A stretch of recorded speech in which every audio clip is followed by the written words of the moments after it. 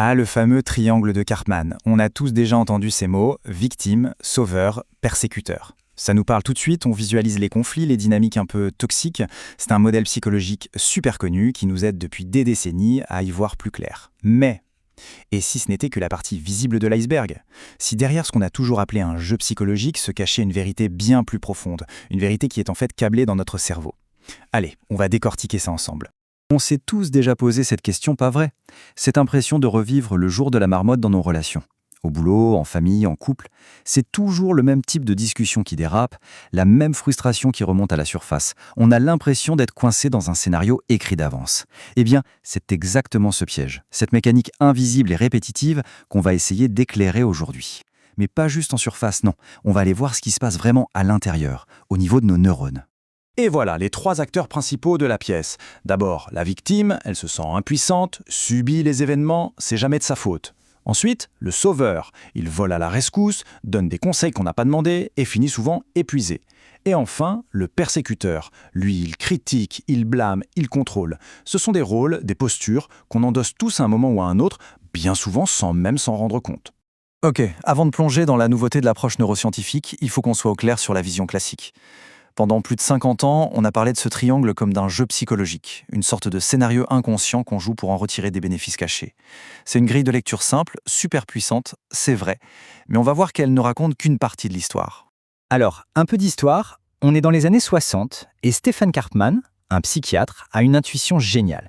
Il comprend que nos disputes ne sont pas juste des désaccords, ce sont des séquences, presque des chorégraphies qui se répètent.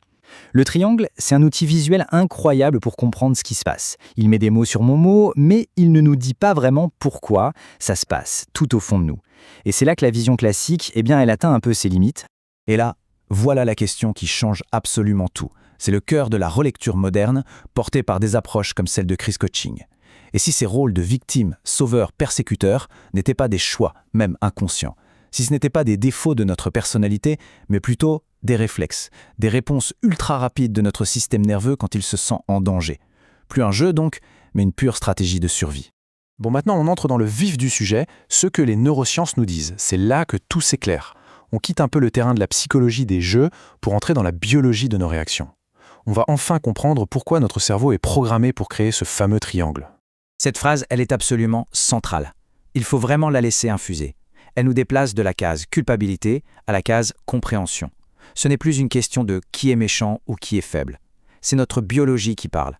Quand on est sous stress, notre système nerveux fait ce qu'il peut pour nous protéger, pour nous ramener un sentiment de sécurité, même artificiel.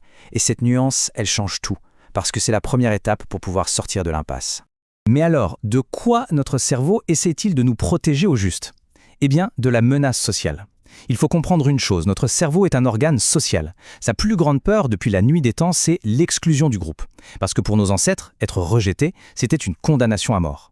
Et ce qui est dingue, c'est que les neurosciences nous montrent aujourd'hui que le rejet, une critique, un sentiment d'injustice, ça active les mêmes zones cérébrales que la douleur physique. La douleur est donc bien réelle, l'alarme est réelle. Et qu'est-ce qui se passe quand cette alarme sonne? Le cerveau passe en mode survie. Notre cortex préfrontal, la partie de nos cerveaux qui gère la nuance, la réflexion, la créativité, est moins irriguée. Et là, tout devient binaire. C'est soit bon, soit mauvais, ami ou ennemi, juste ou injuste. Nos comportements deviennent rigides, automatiques. On ne choisit plus, on réagit. Et c'est dans cet état de panique intérieure que les trois rôles du triangle apparaissent comme les seules options sur la table. Alors, comment est-ce qu'on se fait piéger par cette boucle? C'est un processus en 4 temps, très simple. D'abord, il y a un déclencheur, une critique, un silence qui dure, un sentiment d'injustice. Boum. Deuxièmement, la stratégie. Le système nerveux dégaine une réponse automatique. Victime pour attirer l'attention, sauveur pour se sentir utile et garder le lien, ou persécuteur pour reprendre le contrôle. Troisième étape, et c'est là que le piège se referme, le renforcement. Sur le coup, ça marche. La stratégie apporte un soulagement, même bref. Et enfin, le coup, bien sûr, à long terme. C'est l'épuisement, la méfiance et des conflits qui tournent en rond. Ok, comprendre le mécanisme, c'est bien beau, mais comment on en sort concrètement? Si le triangle est une réaction de survie, alors un simple effort de volonté ne suffira pas. La sortie passe forcément par le développement de nouvelles compétences. C'est là qu'un modèle structuré devient intéressant. On peut prendre l'exemple du modèle RSFL, qui a justement été conçu pour traduire ces découvertes des neurosciences en actions concrètes. Ce modèle, c'est responsabilité, fermeté, liberté. Il propose une véritable alternative au système de survie du triangle. L'idée, ce n'est pas d'apprendre à mieux jouer dans le triangle, mais de carrément changer de jeu, de passer d'un mode réactif automatique à un mode conscient et intentionnel. Alors, décortiquons un peu ces 3 piliers. La responsabilité, attention, ce n'est pas la culpabilité, c'est simplement reprendre le volant, se dire « Ok, qu'est-ce que je peux faire moi, ici et maintenant ?» La fermeté, ce n'est pas être dur ou agressif, c'est la capacité à dire non, à poser des limites saines qui nous protègent et protègent la relation. Et enfin, la liberté. Ah, la liberté, c'est cet espace précieux qu'on arrive à créer entre le moment où on est piqué au vif et le moment où on répond. Juste une pause pour respirer et choisir. Finalement, on pourrait résumer tout ça avec une phrase très simple. Le triangle, c'est le mode survie de notre cerveau, alors que des modèles comme le RFL, c'est le mode maturité. La survie, ça protège. La maturité, ça construit. La survie, c'est rapide, c'est instinctif. La maturité, c'est plus lent, c'est réfléchi. Et chaque relation, chaque conflit nous offre ce choix. Est-ce que je rejoue un vieux scénario de survie ou est-ce que j'essaie d'écrire une nouvelle réponse, plus mature?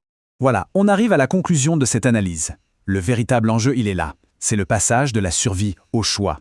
Et soyons clairs, c'est un entraînement, ça ne se fait pas en un claquement de doigts. Ça demande de la lucidité pour voir quand on bascule et pas mal de courage pour oser faire autrement. Ce tableau, il résume parfaitement le chemin à faire. D'un côté, on a la réaction automatique. C'est le pilote automatique de notre cerveau reptilien. C'est rapide, ça protège, mais c'est rigide. De l'autre, on a la réponse consciente. C'est reprendre les commandes, ralentir et choisir une réponse qui cherche à construire, qui est plus flexible. C'est passer du siège passager de ses relations au siège du conducteur. Et c'est peut-être ça, au fond, la plus belle définition de la maturité relationnelle. Le but, ce n'est pas de vivre dans un monde sans aucun conflit, c'est impossible. Le but, c'est de développer en soi une sorte de calme, une stabilité intérieure qui nous permet de naviguer les tempêtes inévitables de la vie sans couler, sans attaquer l'autre et sans se noyer soi-même. On va terminer avec cette question. La prochaine fois qu'une tension monte, qu'un conflit éclate, au lieu de foncer tête baissée, on peut juste prendre une seconde et se la poser. Est-ce que là, tout de suite, c'est mon vieux système de survie qui est aux commandes ou est-ce que j'ai la possibilité de choisir, en conscience, une réponse basée sur la responsabilité, la fermeté et la liberté? Rien que de se poser la question, ça peut changer la trajectoire de toutes nos relations. Ça ouvre la porte entre la survie et la conscience.